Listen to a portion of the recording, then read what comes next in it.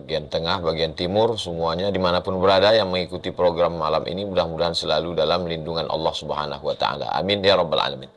Tema kita malam ini adalah 7 golongan yang mendapatkan naungan Allah Subhanahu wa Ta'ala. Kenapa disebut dapat naungan? Karena pada saat itu tidak ada tempat bernaung, tidak ada tempat berlindung. Hari ini kita bernaung di bawah pohon yang rindang. Hari ini kita bernaung di bawah atap gedung yang kokoh. Tapi nanti tidak ada tempat bernaung. Kenapa tidak ada tempat bernaung? Karena semuanya tercabut. Idza sama'um fatarat, langit terbelah. Wa idzal kawakibun tasarat, planet-planet bertabrakan.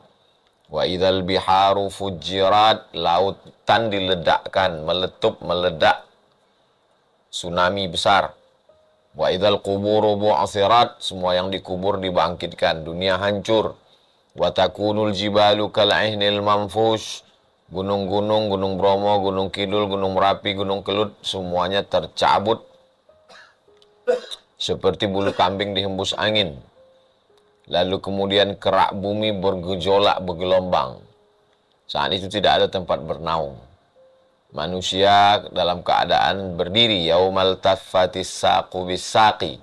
Pada saat itu betis bertemu dengan betis, karena kita bukan tamu terhormat yang duduk di atas kursi yang mewah. Kita adalah hamba yang hina dengan banyak dosa. Maka ketika itu kata Nabi SAW, ada 7 golongan dalam sebuah hadis, dalam Sahih Al-Bukhari, ada juga dalam Sahih Muslim. Sab'atun yudhilluhumullahu fi dhillihi yawma la dhilla illa dhilluh.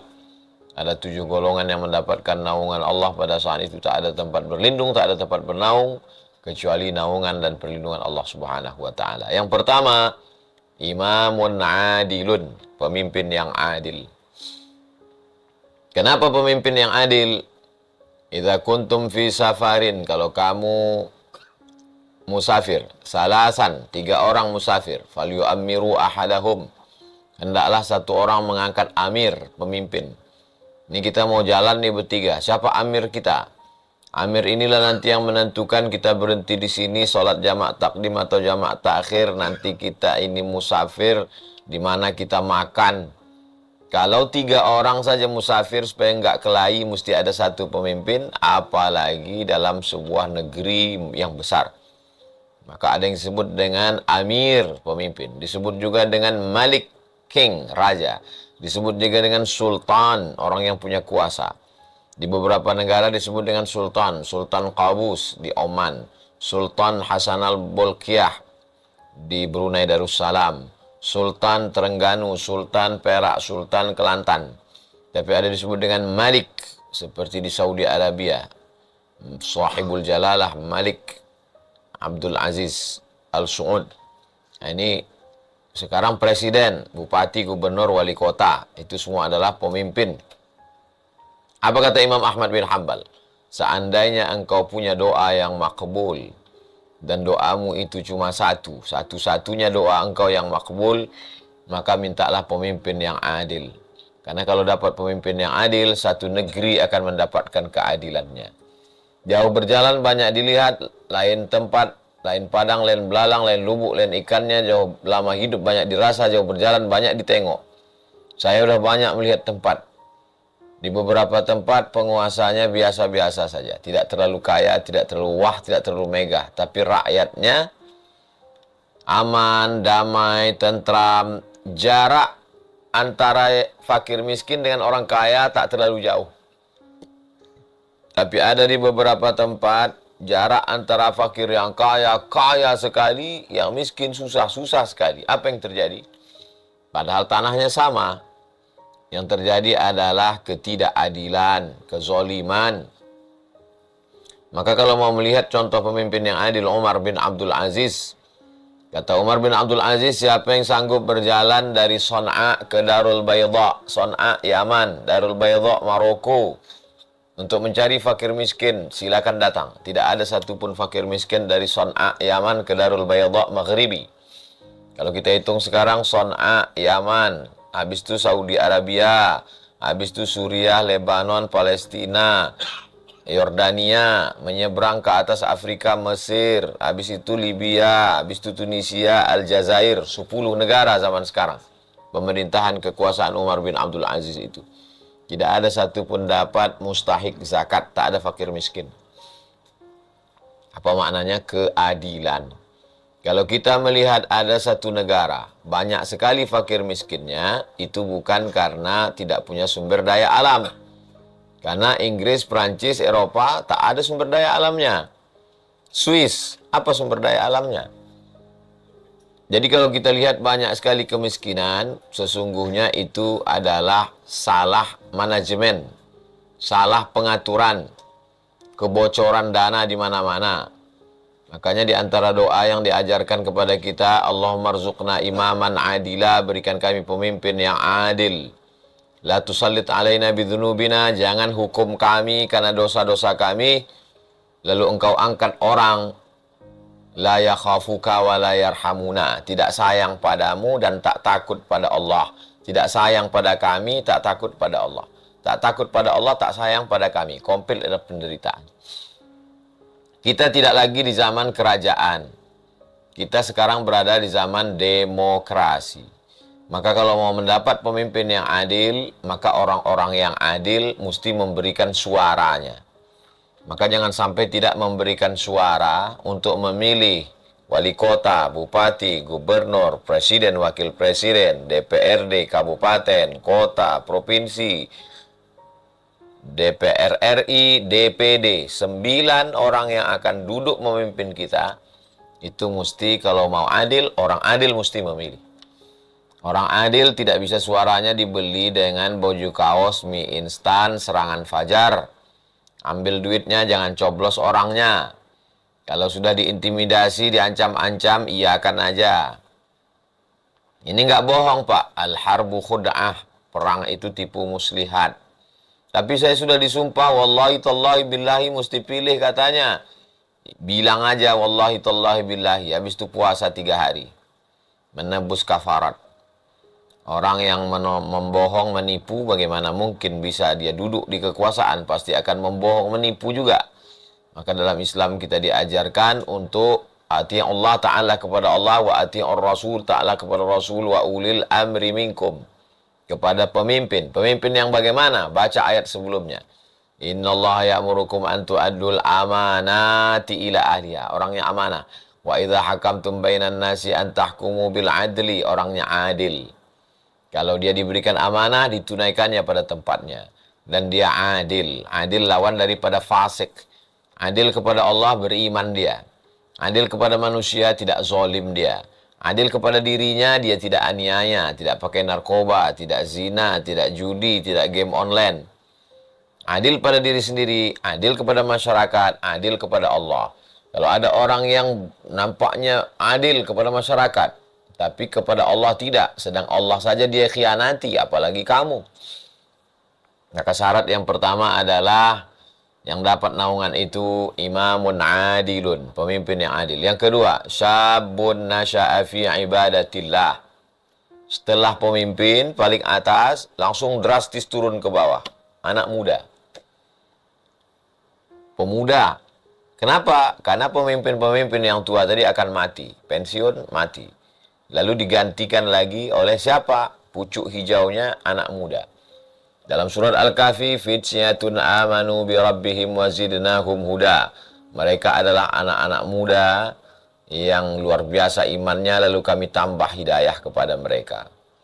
Maka anak-anak muda ini mesti kita jaga. Alhamdulillah, setiap saya keluar masjid, tabligh akbar, tanah lapang, stadion, itu yang melambaikan tangan di pinggir-pinggir jalan tuh kalau kita lihat wajahnya itu muda. Ada beberapa orang tua, tapi semangatnya tetap muda. Anak muda ini bukan selamanya fisik. Boleh jadi casingnya tua, tapi mentalnya muda. Karena masalah umur ini adalah masalah rasa, bukan masalah usia. Berapa banyak orang yang usia muda, tapi rasanya macam udah tua-tua. Mau mati aja bawaannya. Tapi berapa banyak pula orang yang sudah tua, tapi semangatnya luar biasa. Maka disebut dengan sumpah pemuda. Walaupun yang bersumpah itu banyak juga orang tua. Syabun, anak muda, nasya'a fi ibadatillah, yang tumbuh dalam ibadah kepada Allah. Kalau ada anak muda yang sibuk dengan pacarnya, anak muda sibuk dengan motornya, anak muda sibuk dengan narkobanya, anak muda sibuk dengan gengnya, tapi ada anak muda yang sibuk dengan ibadahnya. Malam buat iktikaf, bareng-bareng dengan kawan-kawan. Walaupun pakai motor, tetap anak muda ya suka motor. Saya aja udah tua suka motor, apalagi anak muda. Tapi bukan berarti dengan motor kita nggak sholat. Dengan motor tuh kita ajak kawan-kawan sholat. Born to ride, ride to jannah. Lahir untuk mengendara menuju surga. Biker subuhan. Nah, ini yang selalu mengawal subuh Rabu. Membawa Ustadz Abdul Somad ke tempat-tempat tablik akbar. Menghidupkan kajian. Ada lagi nama programnya Ngopi. Ngobrol Perkara Iman. Ustadz Damanhur di Loksmawi, Aceh. Anak-anak muda yang belum ramah ke masjid, di kafe dulu ngobrol. Alhamdulillah yang punya kafe kasih izin bicara santai, ada lagu-lagu religinya, tapi muatannya adalah perkara iman, bagaimana nanti kita, bagaimana masa depan. Kalau sebagai orang tua dulu tidak baik, maka cara taubatnya anak-anak kita kondisikan pada yang baik. Masukkan ke pondok pesantren, SMP, SMA, Islamic boarding school, full day. Setelah itu kuliah, kasih tunjuk, ajar, kata orang Melayu. Ditunjuk, diajar dia tentang kebenaran, tentang akidah, tentang prinsip hidup, tentang akhlakul karimah, tentang ibadah. Bagaimana kita mengkondisikan anak-anak kita, anak-anak muda kita, syabun anak muda, nasya'a fi ibadatillah, yang tumbuh dalam ibadah kepada Allah Subhanahu wa Ta'ala. Yang ketiga, rajulun qalbuhu mu'allaqun fil masajid. Orang yang hatinya tergantung di masjid. Badannya boleh di kantor, badannya boleh di ruko, badannya boleh di pasar, tapi hatinya tergantung di masjid. Ala fil jasadi mudghah. Manusia ini dilihat ada segumpal darah dalam badannya. Idza salahat, kalau yang segumpal itu baik, salahal jasadu kullu, yang lain ikut jadi baik. Wa idza fasadat, kalau rusak, fasadal jasadu kullu, yang lain ikut menjadi rusak. Ala wahyal qalb, yang segumpal sekepal itu adalah jantung hati. Tergantung hatinya di masjid, maka matanya mencari masjid, telinganya mendengar suara masjid, kakinya melangkah ke masjid, pikirannya selalu memikirkan masjid. Kenapa? Qalbuhu mu'allaqun fil masajid, hatinya tergantung di masjid. Ini pun berproses. Kata orang Melayu, dari kecil terlonjak-lonjak, sudah besar terbawa-bawa, sudah tua terubah tidak. Dari kecil terlonjak-lonjak ke masjid, dilonjak-lonjak. Macam anak kecil lompat-lompat, bawa dia ke masjid, terlompat-lompat dia ke masjid. Sesudah itu dia mulai terbiasa familiar dengan masjid, akhirnya dia menjadi pengurus remaja masjid, akhirnya dia cinta pada masjid, membangun masjid, menghidupkan masjid dengan berbagai macam program keislaman. Maka kalau saya sudah melihat ada anak-anak di masjid, saya senang sekali. Karena itulah yang akan melanjutkan dakwah di masa akan datang. Jangan sampai masjid kehilangan anak muda. Masjid dipenuhi orang tua, bagus. Tapi dalam waktu 5 tahun musnah, mereka meninggal semua. Siapa yang akan melanjutkan masjid? Anak-anak muda. Maka rajulun qalbuhu mu'allaqun fil masajid. Kalau rajulun qalbuhu mu'allaqun fil masajid ini jadi polisi, dia akan buat masjid di kantor Polsek, Polres, Polda, Polri.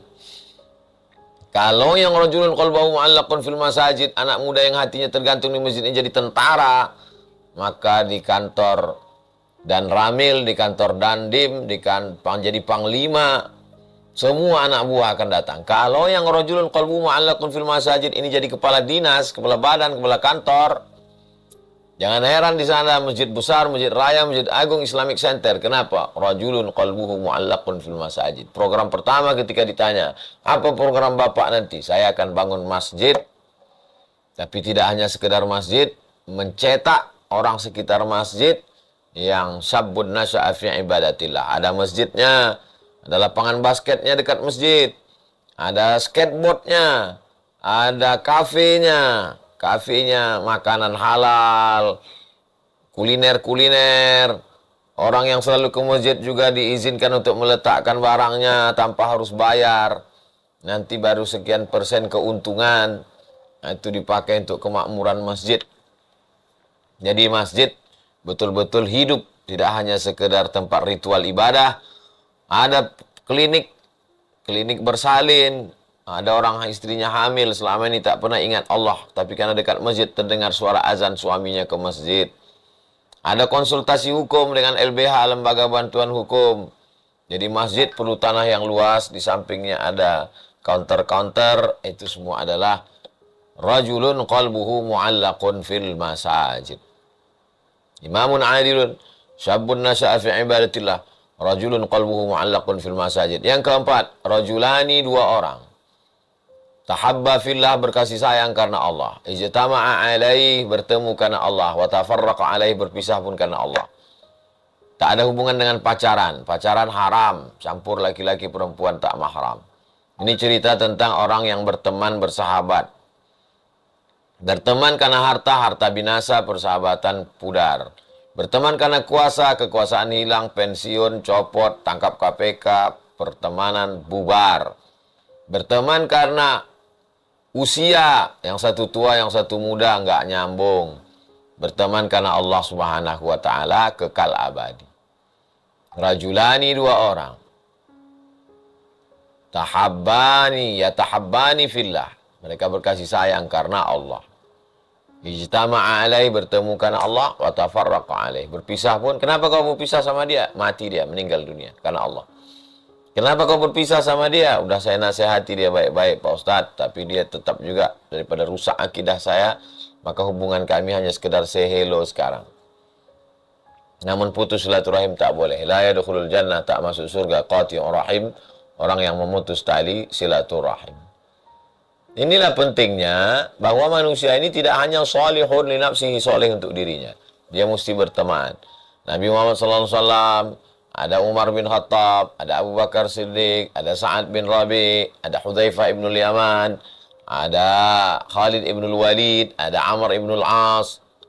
Bertemu, berkumpul, berkawan, bersahabat, bersama di dunia, bertetangga di surga. Til jannah, sampai ke surga. Inilah sosial. Nabi SAW tidak naik ke atas Jabal Nur, menunggu wahyu turun, lalu setelah itu soleh sendiri. Tidak. Dia turun ke bawah, bersosialisasi, berhadapan dengan Abu Jahal, Abu Lahab, Abu Sufyan. Berhadapan dengan manusia. Tidak hanya untuk diri keluarga, tapi semuanya. Inilah orang-orang yang berkasih sayang karena Allah Subhanahu wa Ta'ala. Yang kelima, rajulun da'athum ra'atun. Ada seseorang yang diajak seorang perempuan, zata mansibin, dia punya harta kaya raya. Wa jamalin,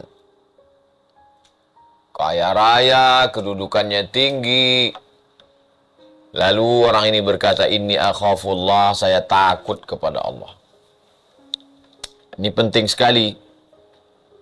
Susunan yang dibuat Nabi SAW itu luar biasa.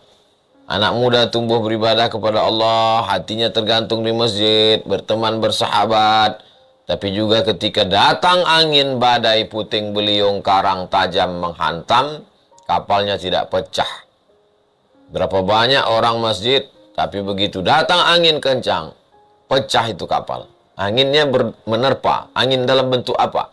Angin dalam bentuk uang korupsi, angin dalam bentuk investasi bodong, angin dalam bentuk penipuan. Ini anginnya da'atshum ra'atun, diajak seorang perempuan. Zata mansibin, perempuannya punya kedudukan. Wa jamalin, cantik.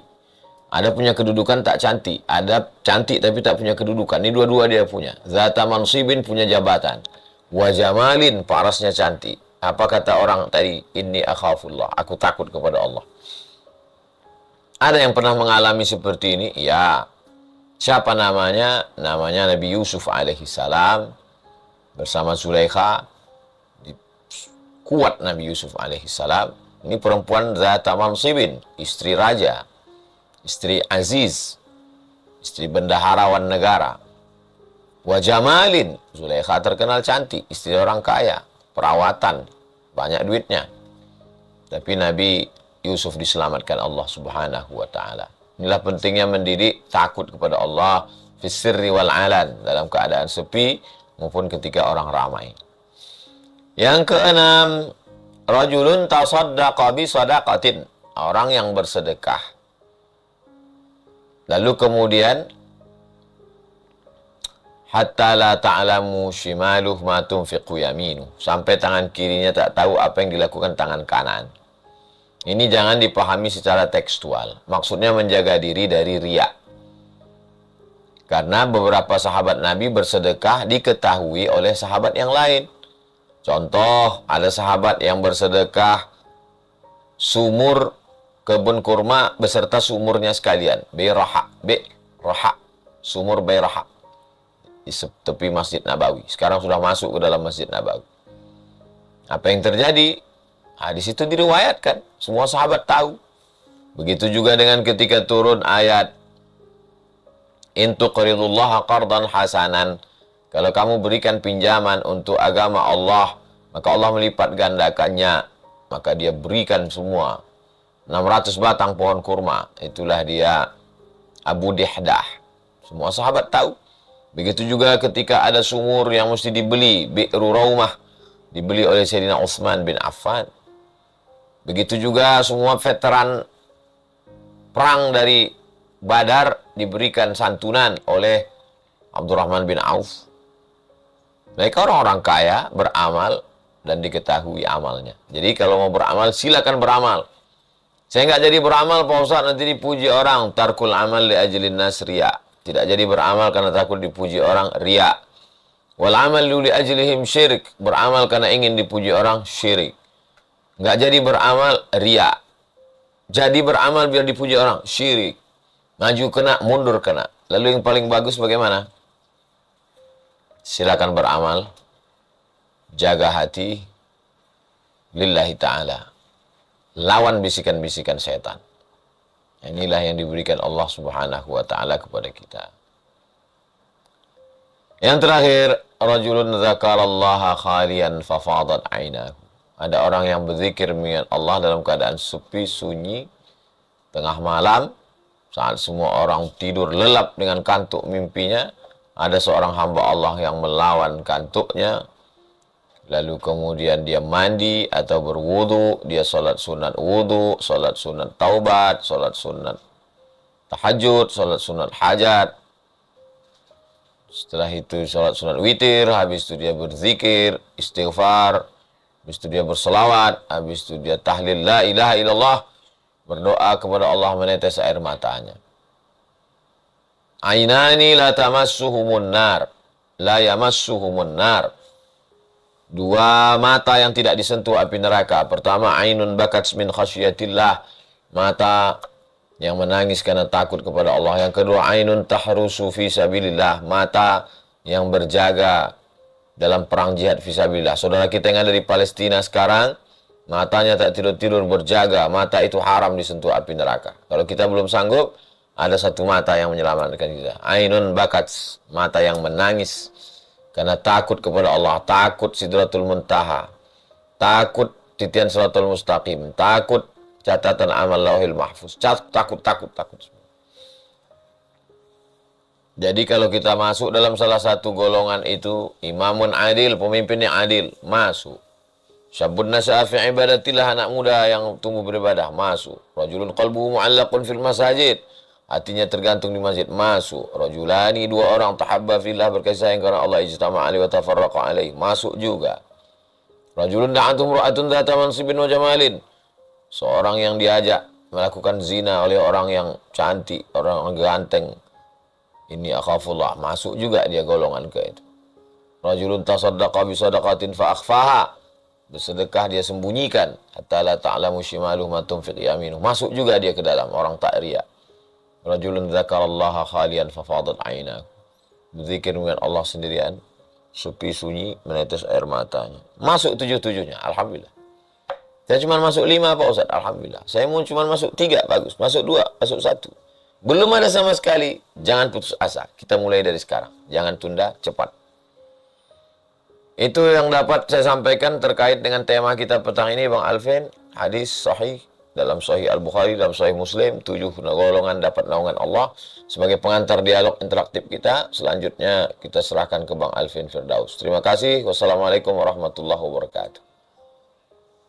Waalaikumsalam warahmatullahi wabarakatuh. Insyaallah tabarakallah, ada lucu ya, kayak benda semuanya. Nyata semua kan. kirim di kolom chat bagi abang kakak yang mungkin tertinggal bisa baca 7 golongan. Oke, agak berantakan tapi ini. Baik abang kakak bunda, rahmati Allah, insya Allah kita akan masuk ke sesi berikutnya, sesi tanya jawab ya. Sesi tanya jawab, saya akan persilahkan bagi abang kakak yang pastinya open kamera. Open kamera. Bagi abang kakak yang mungkin belum bisa bertanya lewat open kamera, bisa lewat chat ya. Pertanyaan yang menarik nanti kami bacakan. Baik, yang pertama langsung saja. Supaya efektif, langsung saja saya pilih Ibu Melaraika. Silakan Ibu. Ya. Assalamualaikum warahmatullahi wabarakatuh, Ustaz. Waalaikumsalam warahmatullahi wabarakatuh. Semoga Ustaz dan keluarga diberi kebahagiaan sehat selalu dan doakan kami juga untuk bisa umroh atau haji Ustaz. Juga Bang. Amin ya Allah. Gini Ustaz, saya kan memang sudah ditinggal wafat suami. Kemudian kegiatan saya tuh, saya mengambil banyak kegiatan, yang satu di masjid, yang satu pengajian yang lain. Nah, yang di masjid ini saya malah diisukan mencari perhatian, padahal maksudnya mencari perhatian ikhwan gitu. Padahal saya mengaji di sana itu mengajarkan kepada ibu-ibu yang belum bisa mengaji dengan baik gitu Ustaz. Apakah saya meneruskan itu atau saya berhenti karena ada hal-hal seperti itu Ustaz? Waalaikumsalam warahmatullahi wabarakatuh.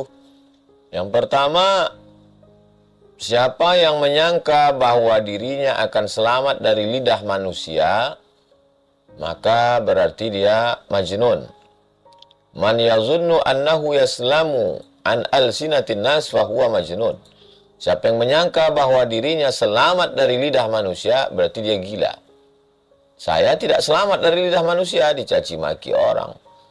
Nabi Muhammad SAW tidak selamat dari lidah manusia. Dia diejek orang, kata mereka dia sahir, tukang sihir.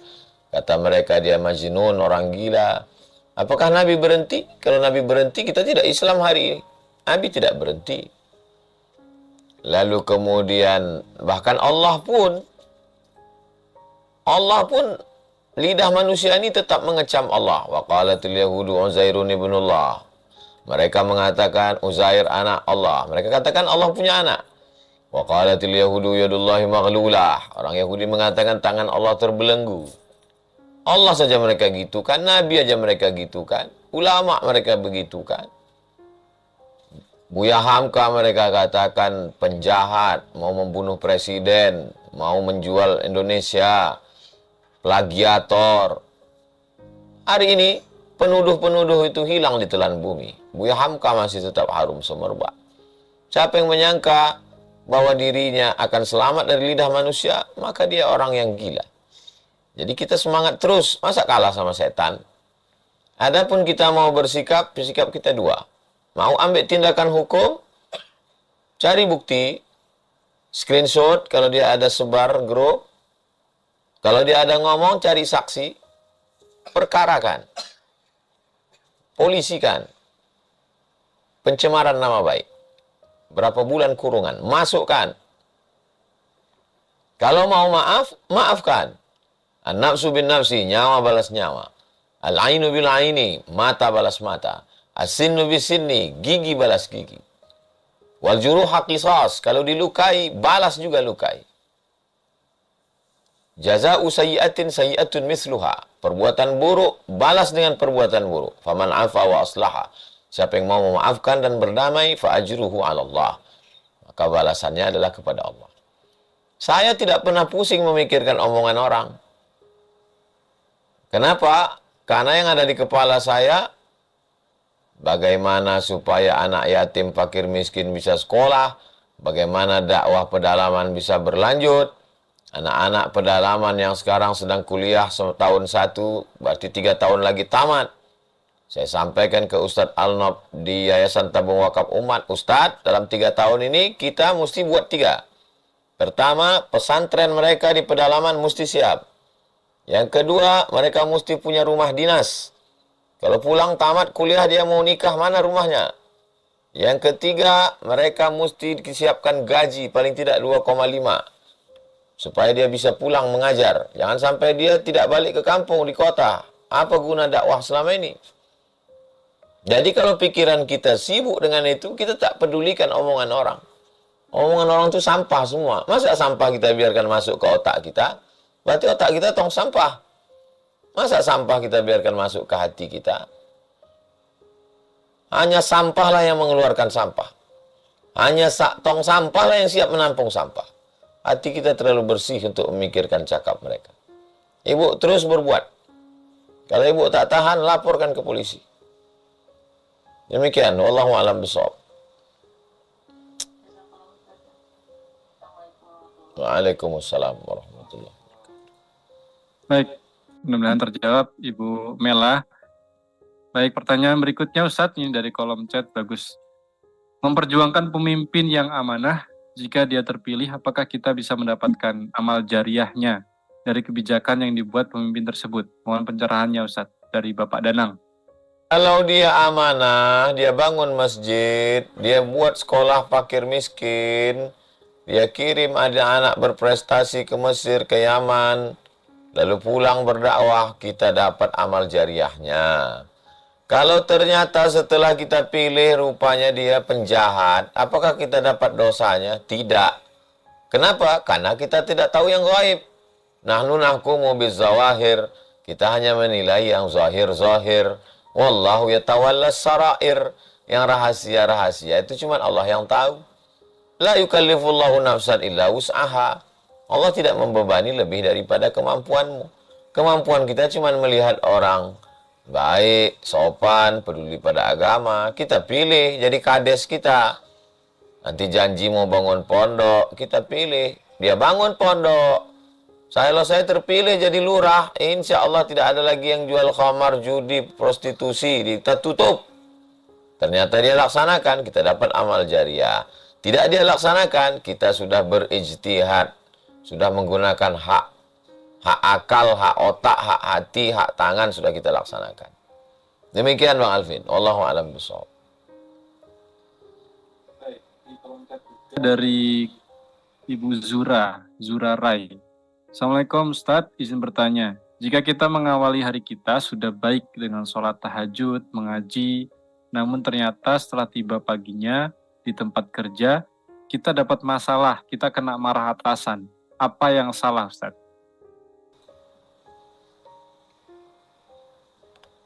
In ja'akun fasiqun binaba'in. In ja'akum kalau datang kepada kamu fasiqun, orang fasik binaba'in membawa berita. Fatabayyanu, klarifikasi. Saya Pak, sudah datang on time tepat waktu. Semua tunjuk pedoman sudah saya laksanakan. Di mana letak salah saya? Tolong Bapak jelaskan di mana salah saya. Sebenarnya kamu nggak salah, kata bapak itu. Aku yang takut sama biniku, mau melawan dia aku nggak kuat, akhirnya kutumpahkan marahku ke kalian anak-anak buahku. Jadi sebetulnya anak buahnya nggak salah. Dia yang di kantor macam singa, di rumah macam kucing anggora. Jadi kalau dia sadar, kalau orang begitu kita diamkan, dia akan salah terus. Sebetulnya anak buah ini tak salah, dia aja yang ketakutan di rumah, akhirnya melampiaskannya ke anak-anak buah. Kan kasihan sekali itu, terzolimi orang-orang tak salah. Afwan Ustaz, konteksnya tuh sebenarnya bukan di aturan, tapi dia sudah melaksanakan ibadah. Malamnya dia udah ibadah, tahajud, ngaji. Paginya kok dia dapat hari yang buruk gitu Ustaz. Itu ada apa gitu? Apa yang salah? Kalau antum berpikir bahwa tinggal di istana itu disayang Allah, tinggal di anyaman pohon korma itu dimurkai Allah, berarti yang disayang Allah itu Abu Lahab dong. Kan Abu Lahab yang tinggal di istana. Yang tinggal di anyaman korma kan Nabi Muhammad. Nabi Muhammad kan tahajud malam. Kalau kamu berpikir bahwa yang Disayang Allah itu kalau rezekinya melimpah. Tapi kalau rezekinya biasa aja berarti dimurkai Allah. Berarti yang disayang Allah itu Qarun. Berarti yang disayang Allah itu Qarun. Yang dibenci Allah itu Musa. Kan yang kaya raya Qarun. Kalau kita berpikir bahwa yang disayang Allah itu yang kekuasaannya hebat.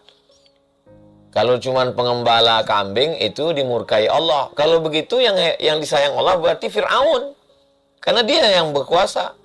Nabi Musa mengembala kambing 8 tahun. Jadi berhijrah itu, tolong otaknya dibawa. Jangan hijrah cuman kaki celana, hijrah jenggot, hijrah jubah. Begitu datang pukulan, down. Yang namanya hijrah itu hijrah pikiran, hijrah hati. Bahwa saya sholat, saya puasa, saya zikir, saya nggak mabuk, saya nggak pacaran. Kalau datang yang menyenangkan, saya bersyukur. Kalau datang yang nggak mengenakkan, saya bersabar. Kalau saya syukur, dapat balasan la in syakartum la azidannakum. Kalau saya bersabar, dapat balasan bi ghairi hisab, unlimited, nggak bisa dihitung balasannya. Jadi kalau berpikir, saya ini udah hijrah, kok begini ya? Kalau gitu mabuk lagi, Kesalahannya di mana? Kalla, bukan begitu cara memahaminya. Fa'ammal insanu idza mabtalahu rabbuhu faqadara alaihi rizqahu fayaqulu rabbi ahanan. Ada manusia ini yang disempitkan rezekinya lalu dia berkata, Tuhan sedang menghinakan aku. Kalla, bukan begitu cara kamu. Lalu kemudian ketika dia melapang rezeki dia katakan fayaqulu rabbi akraman. Allah sedang memuliakan aku. Orang kaya sama orang miskin sama-sama diuji. Kalau kaya dapat nikmat, kalau miskin dapat cobaan. Enggak. Kaya itu juga ujian, miskin juga ujian. Ujian orang kaya supaya bersedekah, ujian orang miskin supaya bersabar. Kalau ganteng, rahmat. Kalau enggak ganteng, ujian. Ganteng itulah ujian. Yang banyak lakukan maksiat kan orang ganteng. Jadi banyak orang salah paham. Makanya kalau ngaji itu yang membetulkan, meluruskan mindset pikiran. Sholat penting, puasa penting, tapi tafakkur penting. Cobalah lihat perjalanan hidup nabi-nabi itu. Emang ada nabi itu yang enak-enak aja hidupnya? Mana ada? Penuh dengan ujian, penuh dengan cobaan. Maka ketika kita sudah hijrah, kita sudah sholat, kita sudah puasa, artinya kita siap menerima apapun yang datang. Datang rezeki, alhamdulillah. Datang sempit, innalillah. Kita nggak stres, kita nggak depresi. Karena kita yakin bahwa itu semua adalah ujian dari Allah Subhanahu wa Ta'ala. Demikian Bang Alvin. Wallahu a'lam bishawab. Baik, salam tabarakallah. Terima kasih atas jawabannya Ustaz. Kita langsung masuk ke pertanyaan berikutnya. Ini cukup banyak Ustaz. Dari Ibu Rahma, Bandung. Ustaz, kalau suka bersedekah, tapi sholatnya sering ditinggalkan dan ibadah lainnya kurang, apakah bisa termasuk dalam 7 golongan tersebut? Ada namanya pokok. Ada yang pokok, modal. Ada namanya cabang, pokok. Subuh, zuhur, asar, maghrib, isya itu pokok itu. Kalau ibarat masak itu cuman cabai, bawang, tomat. Kalau ibarat makanan nasi sama telur ayam sama kecap. Itu pokoknya. Tapi ada sunatnya. Qabliyah, ba'diyah, duha, tahajud, witir. Itu di mana dikaji? Di fikih. Makanya kalau ngaji itu 3. Ngaji yang wajib itu 3. Yang pertama akidah. Yang kedua fikih. Yang ketiga akhlak. Tolong nanti Bang Alvin, kajian kita ini disejajarkan. Siap Ustaz. Diseragamkan antara 3 nih. Akidah, fikih, akhlak. Akidah, fikih, akhlak. Orang kalau cuma nyaji akhlak aja nggak paham fikih dia. Nggak tahu dia mana rukun, mana syarat, mana wajib, mana sunat, mana batal, mana makruh. Tak tahu dia. Kalau hanya sibuk masalah fikih aja, lu tak berakhlak dia. Main-main hukum kerjanya nanti. Maka mesti ada akidah, fikih, akhlak. Jadi tentang masalah ibadah ini ada pokoknya. Kalau sudah dilaksanakan pokoknya, baru yang lain itu tambahan-tambahan. Puasa Ramadan itu pokok. Puasa qadha mengganti waktu mengandung menyusukan itu pokok. Puasa mengganti yang hilang, habis itu baru sunat-sunat. Kalau sedekah yang wajib itu zakat, nazar, nah yang lain-lain itu sunat. Nah, itu. Jadi pokoknya dulu kita laksanakan, baru kemudian mungkin kurang di sholatnya. Sholatnya kurang, tapi yang lain. Ambil contoh. Ada orang ahli ibadah. Malam tahajudnya 100 rakaat. Berarti dia lebihnya di sholat. Tapi ada orang tahajudnya mungkin cuma 2 rakaat. Habis itu dia tidur. Atau tahajudnya sebelum azan subuh. Tapi besok dia amanah. Kenapa? Karena dia bupati, dia gubernur. Kalau 100 rakaat dia malam, besok tutup kantor gubernur. Jadi mungkin lebihnya di sini. Ya, mungkin lebih. Tapi pokoknya jangan sampai di pokok. Karena beberapa wawancara podcast saya tengok, saya memang nggak sholat, tapi saya banyak berbagi. Nah ini jahil ini. Bisa nggak Ustadz, pahala sedekah saya ini ditutup ke sholat? Nggak bisa. Jadi sholat tetap ada pokoknya. Kekurangan pada cabang-cabang itu bisa ditutupi dengan kelebihan ini.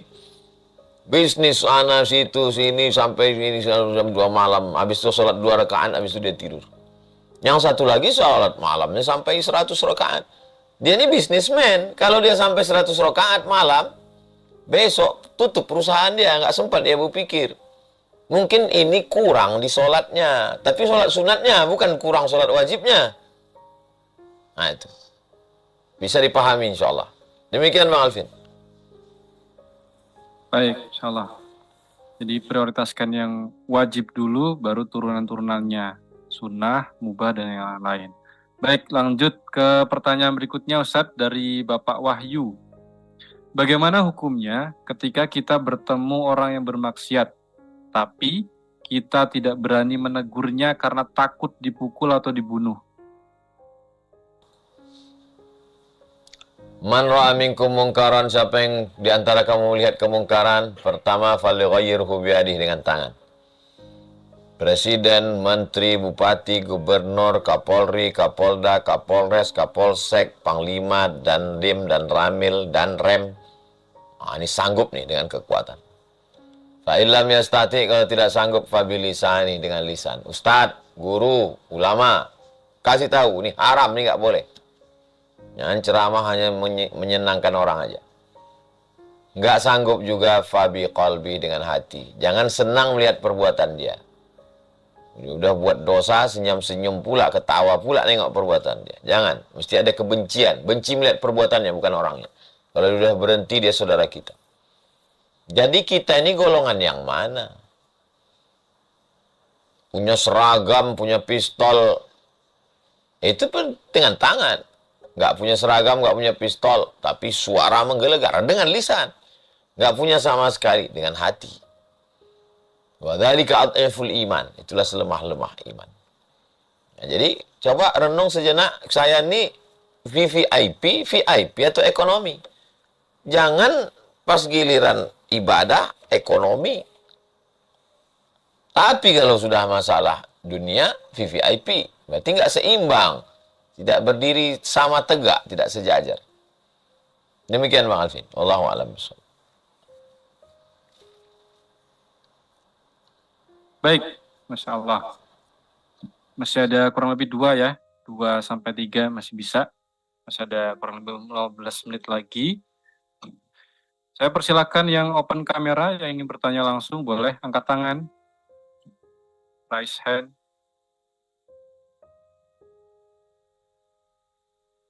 Bapak Harisman, Bogor. Silakan Bapak.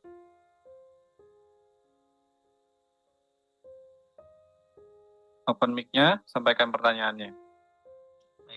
Assalamualaikum warahmatullahi wabarakatuh.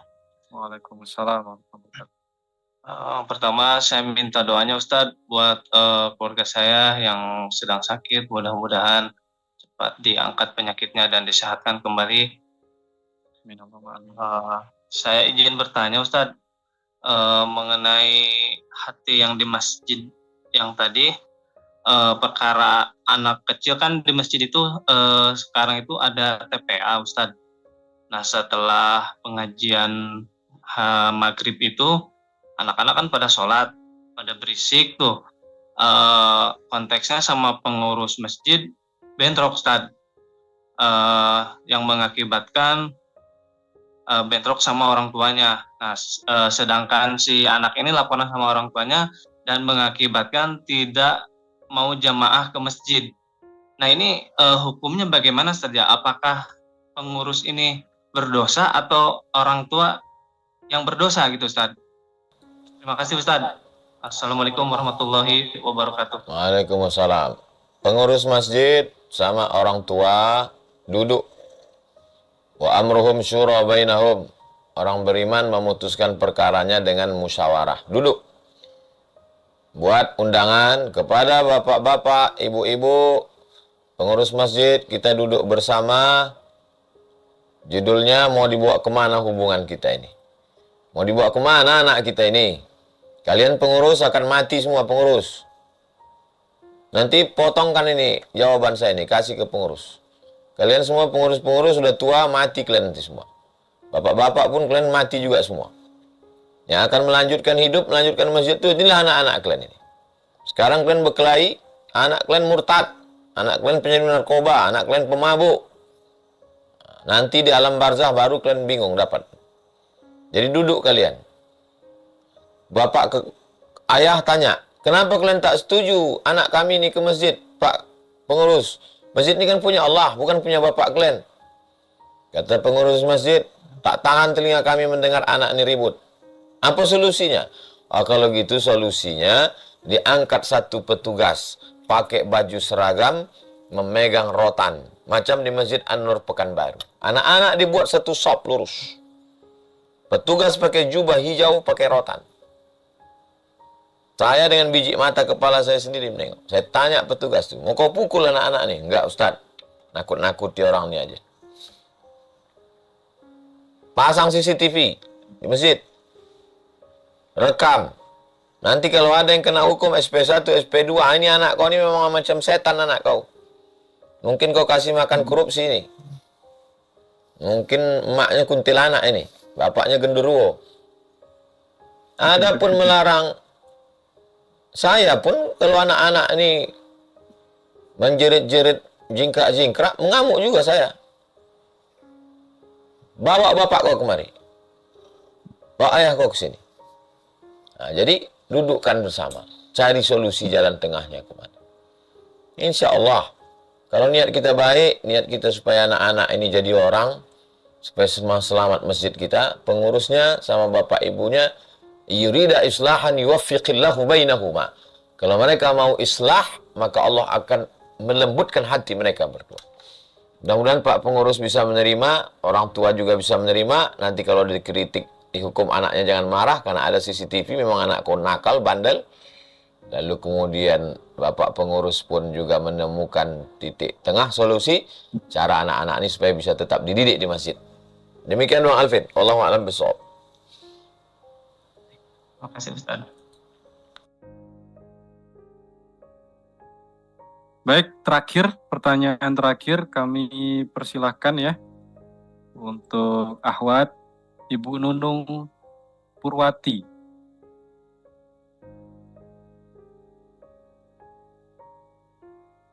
Silakan Ibu. Assalamualaikum warahmatullahi wabarakatuh, Ustadz. Assalamualaikum. Ustadz, saya ingin bertanya. Saya kan punya teman, dia belum istiqomah dalam menutup aurat dan susah diajak sholat. Tetapi ketika saya bilang mau pergi sholat dulu di masjid, dia selalu antarin dan nungguin saya sampai selesai sholat. Tetapi setiap saya mau ajak dia sholat, ayolah sholat, nggak apa-apa. Tapi dia bilang tuh, malu, aku masih kayak gini-gini aja katanya. Nggak apa-apa, ayo nanti aja. Jawabannya selalu kayak gitu. Apakah teman yang kayak gini harus selalu dirangkul atau kita pergi menjauh agar akidah kita tidak rusak?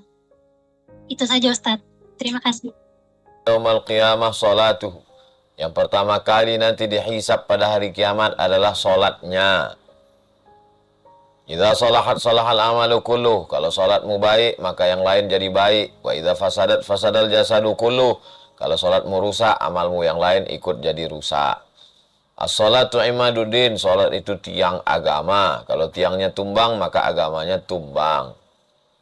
Nabi menjemput salat dalam peristiwa Isra dan Mi'raj. Maka salat, wahai saudari, wahai saudara, salat. Potongkan video ini, kasih ke dia, supaya dia sholat. Dia secara umum sudah baik, tidak ngejek orang sholat, ngantar orang sholat. Tak tahu kita entah apa sebabnya, entah apa masalah batin dia, kenapa dia tak sholat. Itu yang pertama. Kalau sanggup ngomong sama dia. Tak sanggup ngomong sama dia, potongkan video ini, kasih ke dia. Doakan. Doa silahul mu'min, doa senjatanya orang beriman. Kalau dia ada pertanyaan, kasih, tuliskan, kirim ke Bang Alvin. Nanti kita jawab Rabu depan, Selasa malam Rabu depan. Adapun menjauhi dia, Nabi tidak menjauhi Abu Talib. Sampai malaikat maut datang, dia tetap mengajak. Tetaplah mengajak. Sampai kapan kita ngajak orang ini? Sampai mati. La ilaha illallah. Laqinu mautakum. Talqinkan ke telinga orang yang mau mati. La ilaha illallah. Nggak ada hadis mengatakan karena dia nakal tak sholat maka tinggalkanlah dia. Enggak. Kita suruh talqinkan walaupun dah mau sakratul maut. La ilaha illallah. Supaya paling tidak dia mati husnul khatimah. Tidak pernah berhenti. Ayyadiyallahu bika rajulan wahidan. Satu orang dapat hidayah karena mulutmu, karena lisanmu, karena doamu, karena zikirmu, karena perbuatanmu. Khairun, lebih baik. Min humurin na'am, daripada seekor unta yang merah, kendaraan termahal. Minad dunya wa ma fiha, lebih baik daripada dunia dan seisinya. Ud'u ila sabili rabbik, ajak orang ke jalan Allah bil hikmah, dengan kata-kata yang santun, wal mau'izatil hasanah, suri tauladan yang baik, berakhlak, sentuh hatinya. Wajadilhum, kalau dia mau didebat, debat dia billati hiya ahsan, dengan cara yang baik, yang santun, yang sopan. Demikian, wallahu a'lam bishawab. Baik, mudah-mudahan terjawab Ibu Nunung, soal dari Hong Kong beliau. Sehat selalu. Baik, Terima alhamdulillah. kasih banyak Pak Ustadz. Alhamdulillahirrahmanirrahim, kita sudah sampai di penghujung majelis. 7 golongan yang Allah berikan naungan pada hari kiamat. Yang pertama tadi, imamun adil, imam yang adil. Kemudian 2 anak muda yang sibuk dalam ibadah kepada Allah. Yang ketiga, orang yang hatinya bertaut kepada masjid. Yang keempat, 2 orang yang berkasih sayang karena Allah, bertemu karena Allah, berpisah karena Allah. Yang kelima, ada seorang yang diajak berzina dengan perempuan punya kedudukan, cantik, punya harta, tapi dia berkata, aku takut kepada Allah. Kemudian orang yang bersedekah secara sembunyi-sembunyi sampai tangan kiri tidak tahu apa yang dikerjakan tangan kanan karena menjaga dari riya. Kemudian yang terakhir, yang ketujuh, orang yang berzikir kepada Allah dalam kondisi sepi dan sunyi sendiri dan menangis karena takut kepada Allah. Baik, alhamdulillah kita sudah di penghujung acara. Terakhir Ustadz, kami minta closing statement, kalimat terakhir, kalimat penutup, juga beserta minta doanya kepada Tuan Guru, mudah-mudahan kami bisa nyusul ke Tanah Suci. Juga doakan saudara kita Ustadz, saudara kita di Palestina, mudah-mudahan Allah berikan kekuatan saudara-saudara kita di sana. Astaghfirullahalazim, astaghfirullahalazim, astaghfirullahalazim, alladzi la ilaha illa huwal hayyul qayyum wa atubu ilaih. A'udzubillahi minasyaitonirrajim. Bismillahirrahmanirrahim. Alhamdulillahirabbil alamin arrahmanir rahim maliki yaumiddin iyyaka na'budu wa iyyaka nasta'in ihdinas siratal mustaqim siratal ladzina an'amta 'alaihim ghairil maghdubi 'alaihim waladdallin. Amin. Allahumma shalli ala sayyidina Muhammad wa ala ali sayyidina Muhammad. Assalamu alayka ya Rasulullah. Dari tanah suci, dari bumi yang diberkahi, kami mohon kepada Engkau ya Allah. Allahumma ansur ikhwanana al-mujahidin al-mustad'afina fi Falastin. Tolonglah saudara kami yang sedang berjihad, yang lemah ada di Palestina. Allahumma damir a'da'aka a'da'ad-din. Hancurkan musuh-musuhmu, musuh-musuh agamamu ya Allah. Allahumma syattid syamlahum wa farik jam'ahum waj'al kaidahum fi nuhurihim. Hancur leburkan barisan mereka, buat tipu daya mereka, hanya akan menghancurkan diri mereka ya Allah. Allah mansur man nasarat din. Tolonglah saudara-saudara kami yang sudah menolong agamamu. Allah mansur ikhwanana al-mujahidin al-mustad'afina fi Falastin. Tolonglah para tentara Palestina yang sedang menghadapi gempuran Israel. Allahumma ja'al syuhada'aka. Jadikan mereka menjadi para syuhadamu ya Allah. Rabbana fil lana dzunubana, ampunkan dosa kami. Dzamban la tada' lana fi maqamina hadza fi sa'atina hadhihi dzamban illa ghafartah. Segala dosa-dosa kami ampunkan ya Allah. Waladaina illa qadaitah. Saudara kami yang dililit utang piutang lepaskan ya Allah. Wala maridan illa syafaitah. Yang sakit angkat penyakitnya. Wala mayyitan illa rahimtah. Yang meninggal dunia lapangkan kuburnya. Rabbana hab lana minas shalihin. Jadikan anak kami anak-anak yang salih dan salihah. Allah marzuqna imaman adila. Berikan Indonesia pemimpin yang adil dan amanah. Negeri-negeri Islam berikan pemimpin yang adil dan amanah. La tusallit alaina bidzunubina man la yakhafuka wa la yarhamuna. Jangan hukum kami karena dosa-dosa kami lalu engkau pilih, lalu kau angkat orang yang tak takut padamu dan tak sayang pada kami untuk memimpin kami. Na'udzubillah. Allahumma barik lana fi arzaqina wa auladina wa ahlina. Berikan berkah pada rezeki kami, pasangan hidup kami, anak-anak kami. Rabbana taqabbal minna innaka antas samiul alim wa tub alaina innaka antat tawwabur rahim.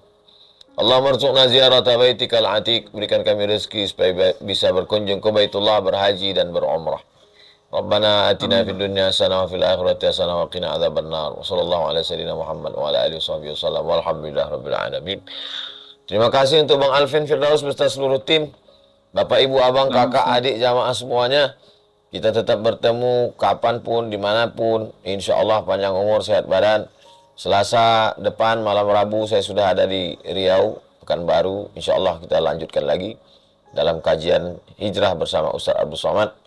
Yang tema-temanya semuanya disusun oleh Bang Alvin Firdaus.